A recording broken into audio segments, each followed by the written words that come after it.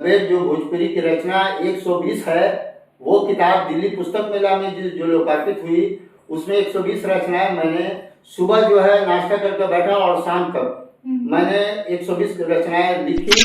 कि ये आपके बीच हैं नैयर जैदी साहब, उर्दू के सबसे उस्ताद शायर इसी छपरा के आपके रहे हैं नैयर जैदी साहब। इनकी रचनाएं बहुत ही खूबसूरत खूबसूरत गजलें हैं, नज़में हैं, और पूरे हिंदुस्तान के लोग इनसे इस्लाह लेते थे अपनी रचनाओं पर कि जिस तरह से भी बने बात बनाए रखिए, जिस तरह से भी बने बात बनाए रखिए, खुद को नफरत के शरारों से बचाए रखिए। जिस तरह से भी बने बात बनाए रखिए, खुद को नफरत के शरारों से बचाए रखिए। मुस्कुराने से अगर बात कोई बनती हो, अपने होठों पे तबस्सुम को सजाए रखिए। नमस्कार छपरा, स्वागत है आपका एक बार फिर से हमारे चैनल बोलेगा बिहार पे। जैसा कि आप सभी जानते हैं कि हर रविवार को हमारे एक बेहद ही खास शो चलता है जिसका नाम है बोलिए जनाब। जी हाँ, जैसा कि हम बता दें कि इस सेशन में हम अपने साहित्य प्रेमियों के बारे में बात कर रहे हैं। तो इसी क्रम में मैं फिर एक बार आज छपरा की नई बाजार के इलाके में एक अपने जाने माने साहित्य प्रेमी के घर आ पहुंची हूँ। जी हाँ, आज हम मिलेंगे सुहैल अहमद हाशमी जी से, जो कि छपरा के जाने माने साहित्यकार हैं। तो आइए मिलते हैं सुहैल जी से। नमस्कार सर। नमस्कार, स्वागत है आपका। बिल्कुल, आपका भी हमारे शो पे बहुत बहुत स्वागत है। वैसे तो आप किसी परिचय के मोहताज नहीं हैं, और एक साहित्यकार जो होता है वो कभी भी एक परिचय का मोहताज होता भी नहीं है। वैसे मैं बता दूं कि आप छपरा की बहुत जानी मानी शख्सियत हैं, बट फिर भी सर आप अपनी ही जुबान में अपना एक छोटा सा परिचय हमारे दर्शकों को दें। मेरा नाम सुहैल अहमद हाशमी है, और सुहैल अहमद मेरा नाम हुआ, और कलमी नाम जिसको तखल्लुस कहते हैं हाशमी है मेरा, और साहित्यिक जगत में इसी नाम से मेरा परिचय है। इसी क्रम में सर आज मेरा सबसे पहला क्वेश्चन है आपसे कि आपको कब लगा कि आपको इस फील्ड की ओर आना चाहिए? देखिए, ऐसा है कि बचपन से ही जो है, जब मैं शुरुआती दौर में पढ़ा करता था तो शायरी वगैरह जो है मुझे सुनना या शायरी जो है पढ़ना बहुत अच्छा लगता था, ठीक है ना। उसमें एक रूहानियत बसी मिलती थी, उसमें लगता था कि मैं अपनी बात कर रहा हूँ या अपनी बात सुन रहा हूँ। धीरे धीरे मैं तो बंदी करने लगा कि कुछ मैं भी कहूँगा, और कभी कभी मौका मिल जाता था दोस्तों के बीच में तो कुछ मैं भी जो है तो बंदी करके जोड़ बिटोड़ करके सुना दिया करता था।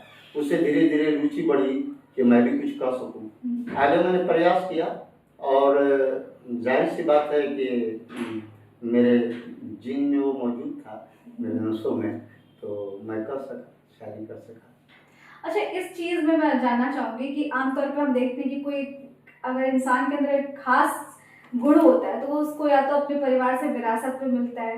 तो आपके साथ क्या है? ये आप अपने परिवार में, फैमिली में ये पहले इंसान है जो मतलब मुशायरा या शेर व शायरी करते हैं?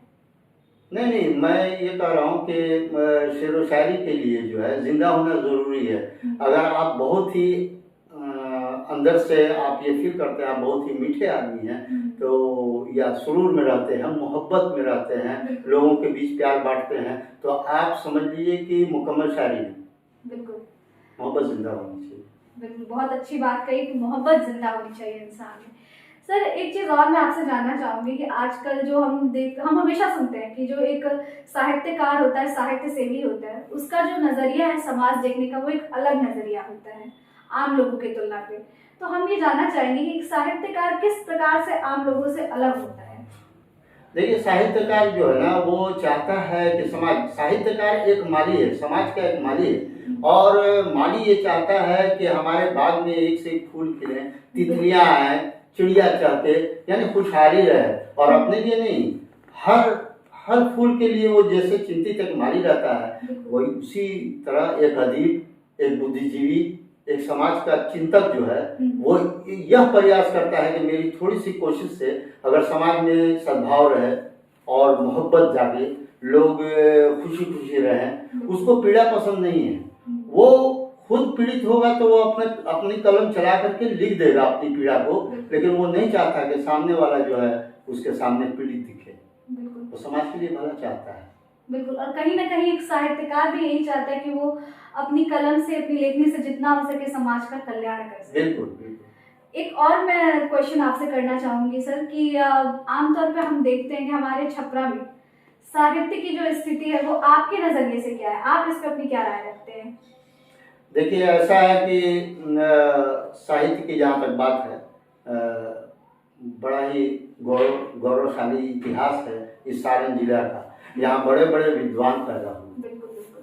समझे। और रही बात साहित्य की, तो मैं जहाँ तक जानता हूँ 25 साल से मैं एक बैनर को चला रहा हूँ। यहाँ देखिए, यहाँ बैनर लगा होगा, बजमे सुहेल। ये साहित्यिक बैनर है। इस पे जो है इस मंच पे कवि सम्मेलन, मुशायरा वगैरह आयोजित होता है। एक और मेरा मंच है सुहेल सांस्कृतिक मंच। उस पे जो है समझिए कि शास्त्रीय गायन वगैरह इस तरह की चीज़ें होती हैं और कल्चरल प्रोग्राम उस पे होते हैं। और बजमे सुहेल पे हम जो है साहित्य की सेवा करते हैं। इसमें सबसे बड़ी बात है कि 25 साल से ये मंच इसी शहर में सजाया जा रहा है और इसमें मैं किसी से चंदा नहीं लेता हूँ। जाहिर सी बात है कि मैं एक बिजनेसमैन हूँ और मेरे साथ किसी तरह का नशा नहीं है, तो जाहिर सी बात है मैं जो कमाता हूँ उसका कम से कम 10% भी मैं अपने ऊपर तो खर्च करूँगा ईमानदारी से। तो वो 10% जो इधर उधर मैं गुटखा पान चबा करके लोग थूक देते हैं, वो उस पैसे को, मैं तो पीता नहीं हूँ, मैं शराब पीता नहीं हूँ, मैं किसी तरह का नशा नहीं करता हूँ, तो उस पैसे को मैं साहित्य सेवा में लगाता हूँ। बिल्कुल, बहुत अच्छी और बहुत नेक पहल है आपकी सर साहित्य के क्षेत्र में, जैसा कि आपने अभी इसकी चर्चा की। अच्छा, साहित्य के क्षेत्र में आपकी और क्या क्या उपलब्धियां रही हैं? देखिए, सबसे पहले तो अभी इस साल में पिछले महीने में मेरी किताब आई है गद्देर। जी। इसकी काफी चर्चा जो है सोशल मीडिया से लेकर हर जगह। ये विश्व पुस्तक मेला जो दिल्ली में लगी हुई थी, केबीएस प्रकाशन के मंच पे उसका लोकार्पण हुआ। गद्देर जो है भोजपुरी कविता संग्रह है और उस कविता संग्रह में 120 कविताएं हैं और वो 120 कविताएं मैंने एक ही दिन में रच दी थी। ये एक ऐतिहासिक रिकॉर्ड बना कि गद्देर जो भोजपुरी की रचना 120 है, वो किताब दिल्ली पुस्तक मेला में जो लोकार्पित हुई उसमें 120 रचनाएं मैंने सुबह जो है नाश्ता करके बैठा और शाम तक मैंने 120 रचनाएं लिखी और ये रिकॉर्ड जो है हुआ, रिकॉर्ड बनाया। उसके बाद उससे पिछले में हमारी पिछले साल मेरी 3 पुस्तक आई। ये आप देख सकते हैं, ये मेरे पास है, ये आपको देखें, ये है अलिफ। इसमें तमाम जो है गजलें हैं, 120 गजलें हैं। ये अलिफ हुआ, ये लाम है, ये लाम, इसमें भी ये भी गजल संग्रह है मेरी। और ये मीम, ये पिछले साल लोकार्पित हो चुकी हैं। और ये 3 गजल संग्रह। ये आपके बीच हैं नैयर जैदी साहब, उर्दू के सबसे उस्ताद शायर इसी छपरा के आपके रहे हैं, नैयर जैदी साहब। इनकी रचनाएं बहुत ही खूबसूरत गजलें हैं, नज़में हैं और पूरे हिंदुस्तान के लोग इनसे इस्लाह लेते थे अपनी रचनाओं पर। ऐसे ऐसे लोग हमारे छपरा में हैं। बिल्कुल, कहीं ना कहीं आपने एक राष्ट्रीय और अंतर्राष्ट्रीय लेवल पे भी हमारे छपरा और हमारे भारत का नाम ऊंचा करने का एक प्रयास किया, काफी सफल प्रयास रहा है ये। इसी क्रम में मैं एक चीज और आपसे जानना चाहूंगी कि आमतौर पर हम लोगों को सुनने को मिलता है कि कवियों की जो कविताएं होती हैं वो वेदना से निकलती हैं। इस बारे में आपकी कितनी राय है, आप कितना मानते हैं कि ये बात सच है? बिल्कुल, देखिए, मैं ये कह रहा हूँ कि रचना करने की जो प्रक्रिया है उसका बेस जो है वो 2 तरह से है मेरी समझ से। एक तो आप चोट खाए हुए हो तो आप बेहतरीन रचना रच सकते हैं, या तो मोहब्बत कीजिए। चोट खाए हुए हो समाज से या अपनी किसी भी ये से, तो आप अच्छी रचना कर सकते हैं। या तो आप मोहब्बत किए हो, बहुत खुश हो, तो मोहब्बत के मतलब खुश हो, आपके चारों तरफ जो है हरियाली हो, तब आप रचना कर सकते हैं। अच्छा, एक चीज मैं और आपसे देख रही हूँ सर, आपकी ये जो साहित्य वाले लोगों की जो शब्दों पे पकड़ है, ये क्या विरासत में मिली है या फिर इनकी दैवीय शक्ति है? यूँ कहूँ तो आप देन है ईश्वर की, क्या मानते हैं आप इसको?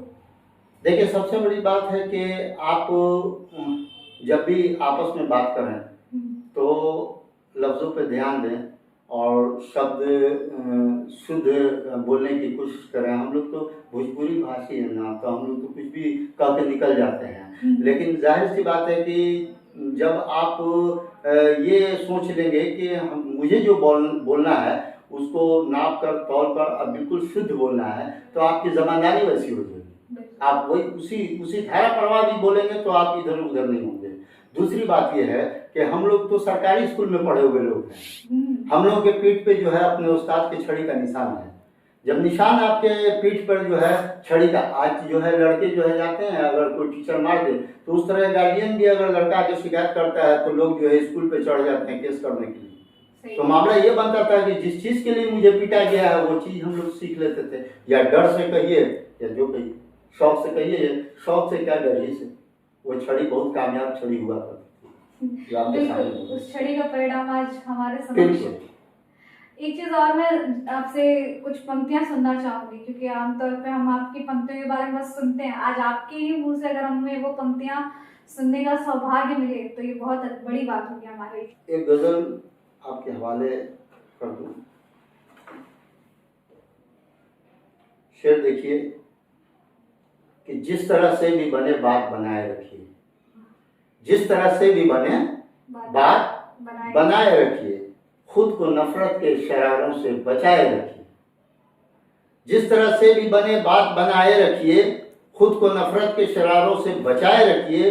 मुस्कुराने से अगर बात कोई बनती हो, अपने होठों पे तबस्सुम को सजाए रखिए। वाह, क्या बात है। और ये शेर देखें कि कारवां कोई रुके, कोई मुसाफिर ठहरे। कारवां कोई रुके, कोई मुसाफिर ठहरे, इन दरख्तों की तरह जिसमें साए रखिए। इन दरख्तों की तरह जिसमें साए रखिए। कि शाम हुई कुछ मंजर जागे, शाम हुई कुछ मंजर जागे, दिल में एक समुंदर जागे। शाम हुई कुछ मंजर जागे, दिल में एक समुंदर जागे। मजलूमी का ये आलम है, मुझको देख के खंजर जागे। करवट करवट टूट रहा हूँ, रात रात भर बिस्तर जागे। शाम हुई कुछ मंजर जागे, दिल में एक समुंदर जागे। ये दूसरी किताब से मैंने आपको सुनाई। ये इसमें मीम से भी कुछ सुन लीजिए। ये छलकता सा है जो जाम बहुत, ये छलकता सा है जो जाम बहुत, उसके पीने में है आराम बहुत। ये छलकता सा है जो जाम बहुत, उसके पीने में है आराम बहुत।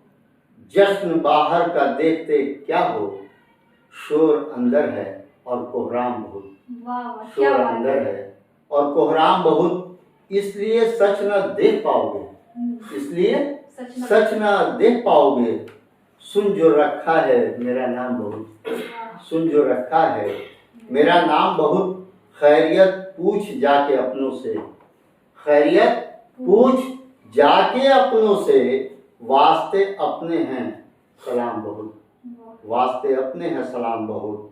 और जो बिताया था मेरे संग कभी, जो बिताया था मेरे संग कभी, है मुकद्दर में वही शाम बहुत, है मुकद्दर में वही शाम। वाकई आपकी जो रचनाएं हैं और जो मुशायरा और गजलें हैं वाकई बहुत अनूठी हैं और दिल को छू लेने वाली हैं। इसी क्रम में हम अपना सबसे लास्ट क्वेश्चन आपसे पूछना चाहेंगे कि आप हमारे छपरा वासियों को क्या मैसेज देना चाहेंगे? छपरा के लोगों को वो मेरे परिवार की तरह है। मैं इस छपरा में मैंने जन्म लिया है और यहाँ के तमाम फूल पत्ते चिड़िया खुशबू जो भी हैं, चरिंद परिंद जो भी हैं, वो मेरे सगे संबंधी मेरे परिवार की तरह हैं, मेरे भाई हैं। और मैं तमाम लोगों को चाहूँगा खुश रहिए, जहाँ तक हो सके खुश रहिए। थोड़ी सी जिंदगी है और फिर इस जन्म में इस धरती पे फिर दोबारा नहीं आना है। आप जितना बेहतर कर सकें, किसी को मदद कर सकें, कोई काम कर सकें, समाज के लिए कुछ दे सकें। क्योंकि मैं जिस मोहल्ले में रहता हूँ, तमाम गलियों में जो है वो गमले हों, उसमें फूल हो, ये हो वो हो, तो तमाम लोग अगर जागरूक उसी तरह हो जाए तो चमन हो जाएगा। हम अपने शहर को अगर उस तरह से बना दें तो हमें दिल्ली और बॉम्बे जाने की क्या जरूरत है, यही दिल्ली हो जाएगा, यही मुंबई हो जाएगा। बिल्कुल। मैं चाहता हूँ सारे लोग अपने घर से निकले कुछ बेहतर करने की सोच लेकर। तो छपरा ये थे सुहेल जी जिनसे हम अभी बातें कर रहे थे, और जैसा कि इनका मैसेज भी आपने अभी सुना कि वो चाहते हैं कि छपरावासी अपने छपरा को और बेहतर बनाने का प्रयास करें। इसी क्रम में हम अपने अगले सेशन में फिर मिलेंगे एक नए साहित्य प्रेमी से। तब तक के लिए आप देखते रहें हमारा चैनल बोलेगा बिहार।